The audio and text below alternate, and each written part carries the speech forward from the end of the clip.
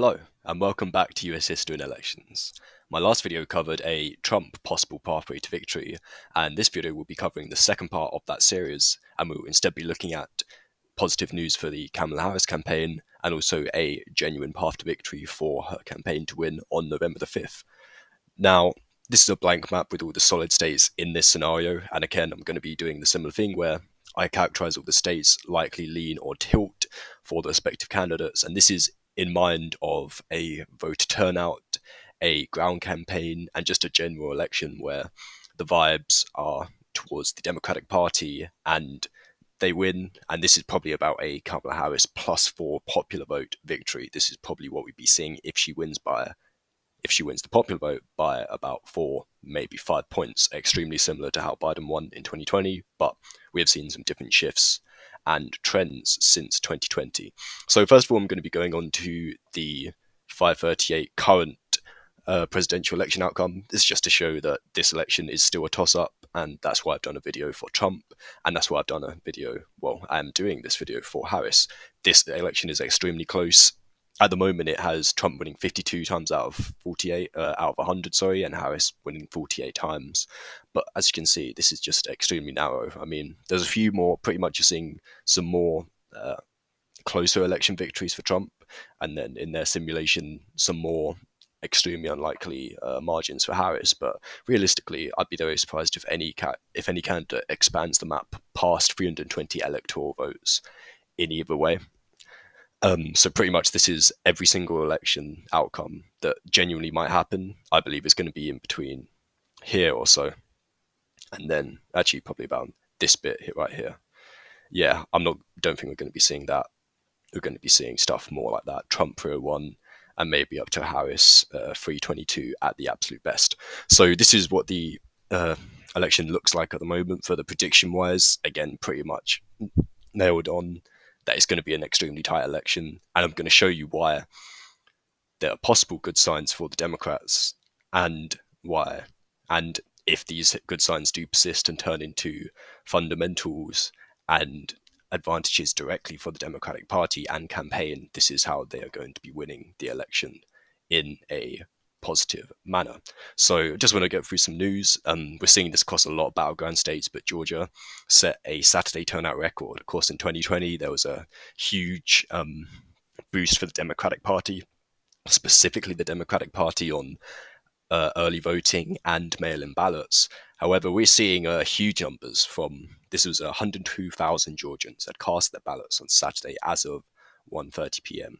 And of course, that actually went up a little bit because this was just about 24 hours ago that this came out. But what we've been seeing is a huge amount of early voting data all across the country, specifically in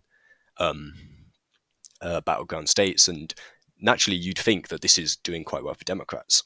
But I'm actually going to quickly pivot on to why this is not as positive for them as it has been in 2020. In 2020, they were the massive favourites.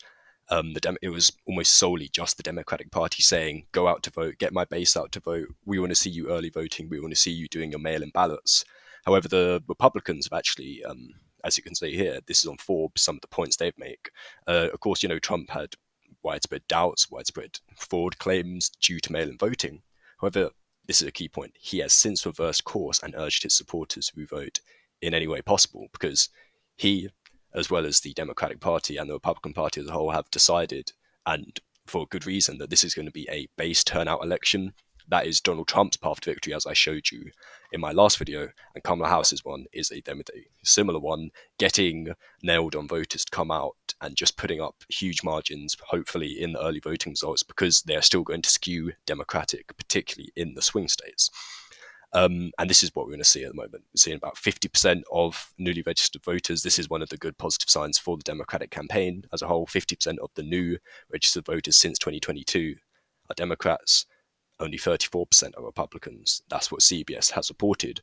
But we've actually been seeing, just want to go on to Nevada. If you want to, like I said, I have highlighted this before, but swing state election data and election predictions in the lead up in the next couple of weeks, so in the lead up to election day on November 5th, is going to be pretty hard.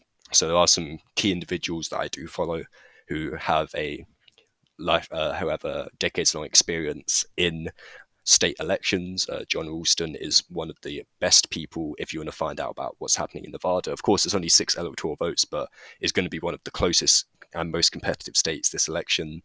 He's pretty much said that the Dems are winning the electoral vote, which at the early electoral vote in Nevada, which only started on Saturday. So it's actually quite interesting. They only have a 1,800 voter lead statewide, and this is a huge day. And this is a huge difference. In 2020, the Dems had a 40,000 lead statewide. Now, you can either see this as a positive thing for Kamala Harris, and in this way, you want to see that the Republicans, who of course heavily relied on their election day vote back in 2020, because the state Republican parties, of course, the governor of Nevada is a Republican and has been vocal in support of early voting, both mail-in and early in person. You could just say that the Republicans are tending to shift towards early voting, which is undeniable. It's just the size of this shift. Are we still going to see a massive Republican majority on election day votes, or are we going to see a much reduced majority? And in that case, even though the Dems are massively underperforming in 2020, it would actually just pretty much balance it out, and therefore Kamala Harris would still gain an advantage from this. But it's going to be really interesting to see. I say give this a few days because it's only weekend votes at the moment. Once we've had a whole week of data from the weekend and midweek, I want to then have a look at this early voting blog. So, the Nevada Independent, this way you only get that news. And also another point in favor of Harris that she can look at is in the last week and a half, the national polls and some state-specific battleground state polls have been showing Trump either leading or massively reducing the lead that Kamala Harris did have nationally and independent and in statewide polls. So what I've looked here is pretty much just national polls that have been released in the last week or so. But the problem is we haven't actually got many really good polls coming out. Atlas Intel is a poor poll. RMG Research, again, a poor poll. The only really good polls that we have got is Emerson College. This is a historically extremely good poll. It's been a lot more accurate than many other polls and has a much better calculation method than some of these other ones. And either they're funded by Republican parties or this is just an extremely poor registered voter poll. Of course, you don't want to be looking at any registered voter poll because that's just an awful one. This is Harris +6, and ones like Atlas Intel, actually, they release some state-specific polls as well with this. And Kamala Harris was leading by +1. Actually, she was leading by +2 in North Carolina, but in the same poll, she was down by 3 points in Pennsylvania, and that's a 5-point swing, which I think is next to impossible to happen. So pretty much, if you're the Harris campaign and you're seeing some of these polls start to trend in favor of Republicans, in favor of Donald Trump, I'd just be certain that realistically in the last week and a half, we've not had any significant, very reliable, historically reliable polling. And I'd say give it a week. If we're still seeing a lot of these poor polls, either funded by partisans, even having partisan sponsors, whether that be Democratic or Republican, or ones like Gateway Political Strategies, which are just done on an extremely poor methodology basis, there's really not much to base this Trump increase and vote increase other than just vibes. But this is, if you're the Harris campaign, these are the positives you want to take out of in general, a much more negative month in October than you had previously seen in August and September. So I'm going to go quickly back to the map and I'm going to start filling in this map. For the Republican likely states, we're going to be seeing ones that really aren't surprising. But again, this is not actually going to be competitive. Even if Harris does win, I highly doubt she's going to be competitive in any of these states. But I'm going to explain why I'm putting them in this category. So this would be South Carolina, it would be Alaska, it would be Iowa, it would be Maine's 2nd District, and Ohio. Now, these are just states in which I think Donald Trump would go under the 15-point margin. Alaska, of course, the way that it has been trending and the way that it does its elections does suggest that Alaska's actually almost certainly going to get closer to the Democrats this election. Iowa used to be a swing state, same with Ohio. And South Carolina, it just has a strong amount of solid Republican voters there. And the Democratic numbers are actually fairly strong in South Carolina, but simply just not enough to put it competitive at a statewide level. But it's probably going to be won for the Republicans in a scenario like this by about 11 to 12 points. You would see that in Iowa, you would see that in Ohio, and Maine second district would still be a likely margin, just because I think Donald Trump would do pretty well with his base in this area. But also it'd be a lot more positive for Jared Golden, the Democrat incumbent, who is running a extremely tight re-election bid, and that would definitely help him. He would have a much easier path to victory with less so numbers required to ticket split for his re-election.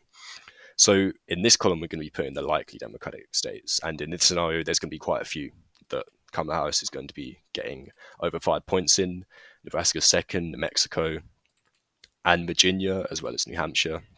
Now, these are all states that if Kamala Harris is not winning any of these, then she has already lost the election. But this is a sort of a 4 to 5 point national popular vote victory, and this is the sort of stuff we would see in line with historical trends.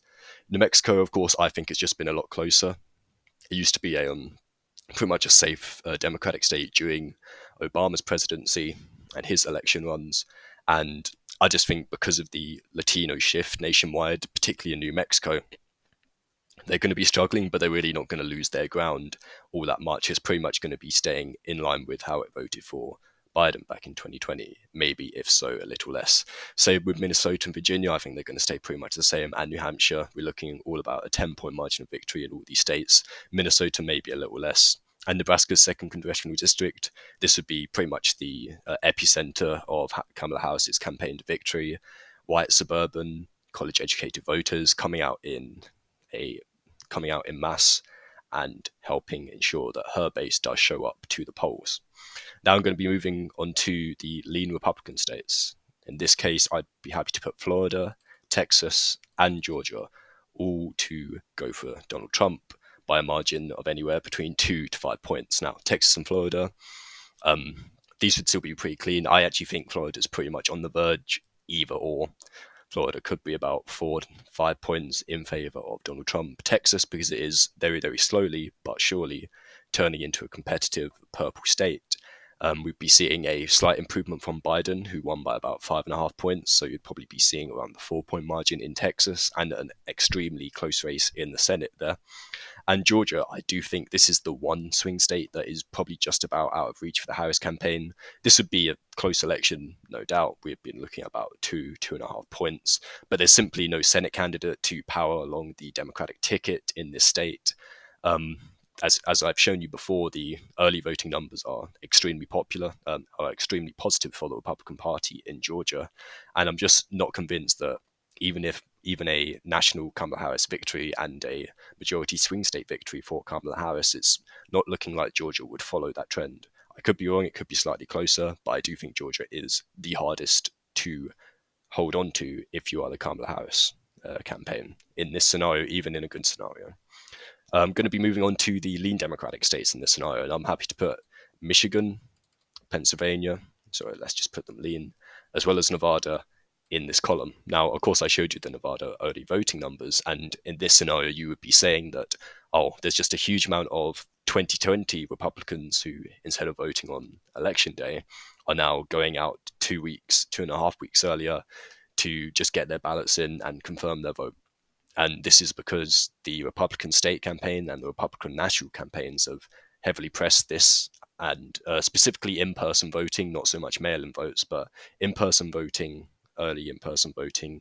This is where the Republicans would be increasing their votes. And of course, this Kamala Harris victory highly relies on the Republican campaign's groundwork campaign in the swing states simply just not being up to scratch.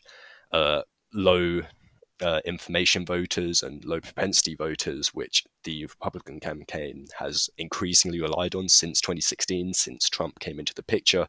They simply, in this scenario, did not get enough of them out, even though they're starting to get a fair amount of the more locked in and more reliable voters to come in and do early votes. They simply did not get enough of the low information voters to come out on election day. And similarly, this is how we'd be seeing a victory in Michigan and Pennsylvania. I mean, you've been seeing there's been worrying signs in the Rust Belt for the Democratic campaign in the last 2 weeks, but this is where the firewalls that they have created in Pennsylvania and in Michigan through the early voting process has been much more comparable to 2020. And simply the election day vote was not enough for the Republicans to overturn it, and they would win fairly comfortably in these states.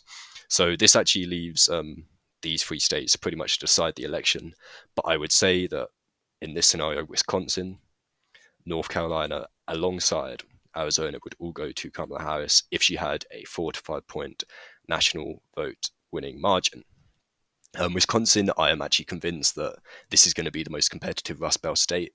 As much as there's a lot of focus on Pennsylvania, and I'm still have no certainty which way it's going to go, I would say that Wisconsin's actually a lot more competitive just because the polls always seem to overestimate the Democratic candidates in these scenarios. And actually, some of the polls we've been seeing, even though they have been tending to come out in pretty poor, from pretty poor sources in Wisconsin specifically, we've been seeing the Senate candidate Tammy Baldwin actually struggling against the Republican challenger, and this has been translating into a lot poorer statewide polling averages for Kamala Harris as well, in a state that she was actually, this is actually one of her better swing state leads that she had in the polling averages, say about a week and a half, 2 weeks ago. That lead has all but gone and is pretty much now a dead race again, dead heat race again. Arizona, North Carolina, these are two Sunbelt states, and people say that these are probably pretty hard for the Kamala Harris campaign to reach, but this is a scenario where the down ballot tickets actually help Kamala Harris. Of course, you have an extremely unpopular Republican lieutenant governor who is running for governor, Mark Robinson. Every single poll now just shows him down 10 points, and you get enough people who are not going to ticket split, a lot of people who are going to be Stein voters and also Kamala Harris voters, even though a lot of the ticket splitters are going to be for Trump and for Trump and Josh Stein in the governor's race. This is where North Carolina just about goes for the Democrats, and they finally get that target state that they have been aiming for ever since Obama lost it in 2012. And Arizona, I do think this is definitely the most challenging state for her to win, and this would again be a very similar margin to how Joe Biden won it back in 2020. We're talking about 19,000 votes maybe, and just under 1% of the actual vote. But I do see a pathway to victory. I see a lot of the congressional districts the Republicans are trying to hold on to. They have about 3 competitive districts, and pretty much in this scenario, the Democrats managed to win all of them. I'm talking about the 6th, I'm talking about the 1st, and I'm talking about the 2nd congressional district in Arizona. Now, these are all competitive congressional races, and of course, Ruben Gallego probably wins over Carrie Lake in this scenario by about 7 or 8 points, in line with some of the polling we were seeing maybe a month or two ago. And this is where some of that translates to less ticket splitters, less people voting down the line for Trump and Gallego, and more people voting both for Harris and Gallego. And that's the way that I see Arizona going to Harris, though I do think that is the most competitive state for her to win, even in a good national scenario like this. So in this prediction for Harris pathway to victory, it would be by securing the Rust Belt states and also winning a majority of the Sun Belt states. And in key part, picking up North Carolina, which pretty much negates Georgia because they are both at 16 electoral votes. So, thank you for watching. I hope you enjoyed. Remember to like, comment, and subscribe if you are enjoying the content. And I will see you all again very soon.